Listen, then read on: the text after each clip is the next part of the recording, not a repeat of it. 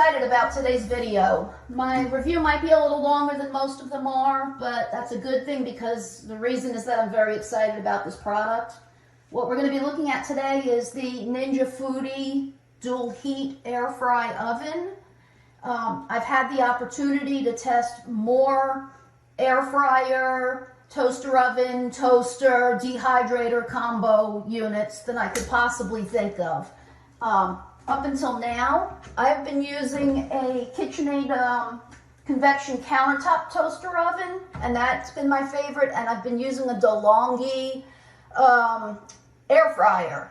So I've been using two separate units because I didn't feel I could get the same air frying benefits out of the toaster oven.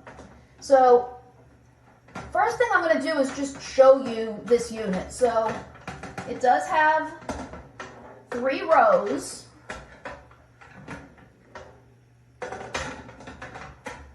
3 levels.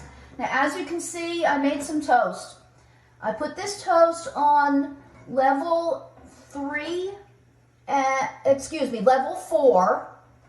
for 2 slices.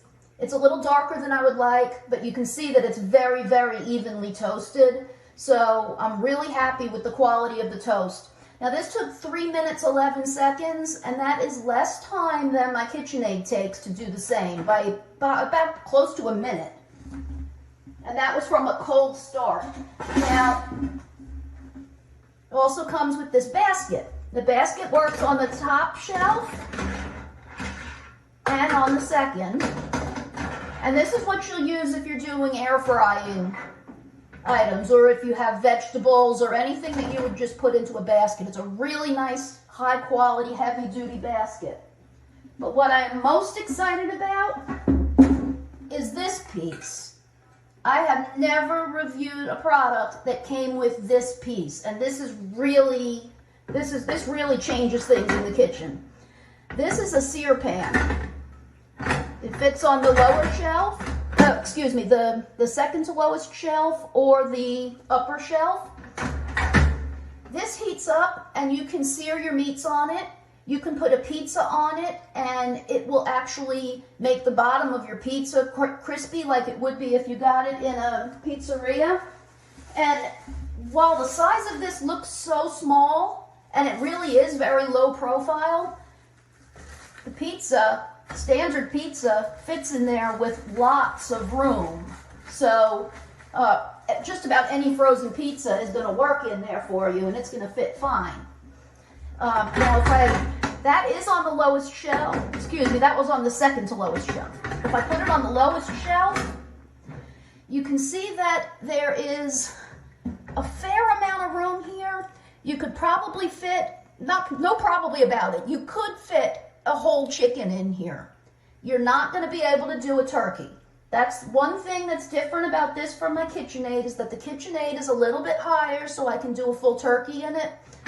But you know, how often are you going to want to cook a turkey in a toaster oven as opposed to either in your big oven or on a grill or something? So that's not really a drawback for me, because I can fit pretty much any kind of protein in here that I want.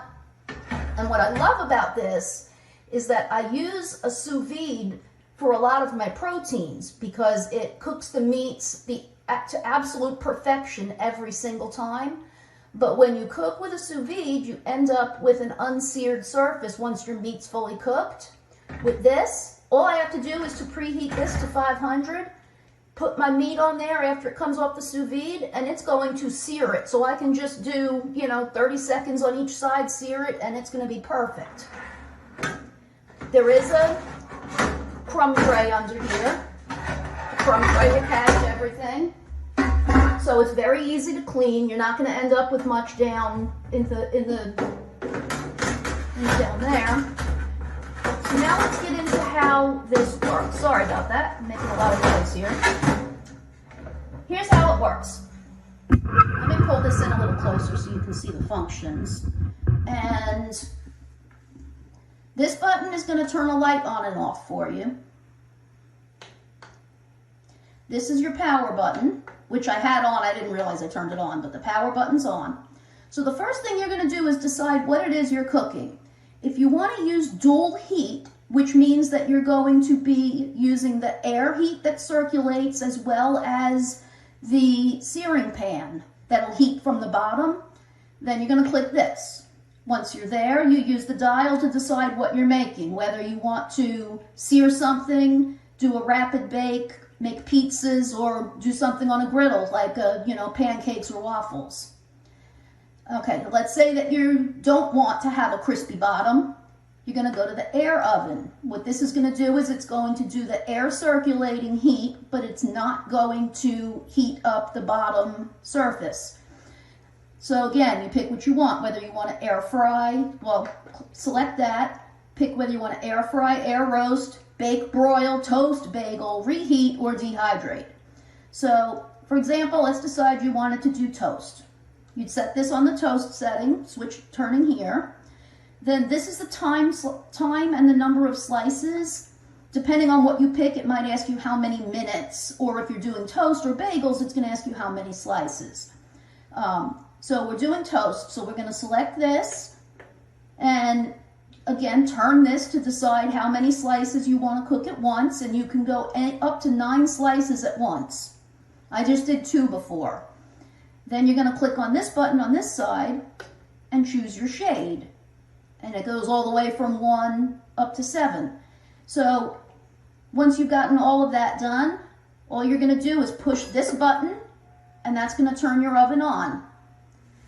Now, I'm going to see if I can reduce the time here in order to get you to hear the ring.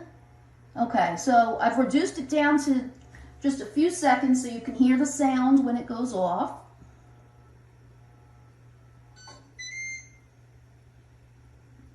It's not especially loud, and I do like a loud buzzer, but it is louder than what I have on my KitchenAid. So what you're not seeing here now is that it's turned off the oven. It will go into a point where it just says hot, and this way you know not to open this when the oven is hot. I mean, you can open it to take your product out, but you know not to go into it if you're just randomly near it. I guess the only other things I would want to say are that it does a fantastic job evenly cooking. I love my DeLonghi air fryer. This one is the closest I have found to performing as an air fryer the way that my DeLonghi does. And I very well may just come to this one only to do air frying so that I can get rid of an appliance on my countertop, because it does do a good job. It's not as perfect as a dedicated air fryer, but it does do such a good job that I am willing to probably give up the air fryer to make extra counter space.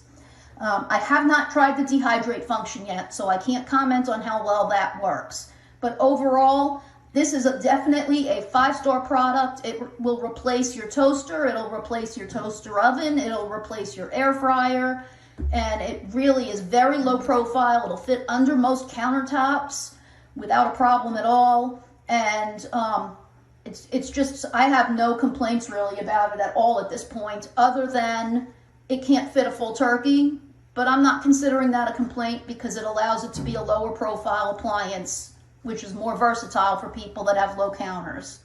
So I hope this was helpful. Thanks a lot and have a great day.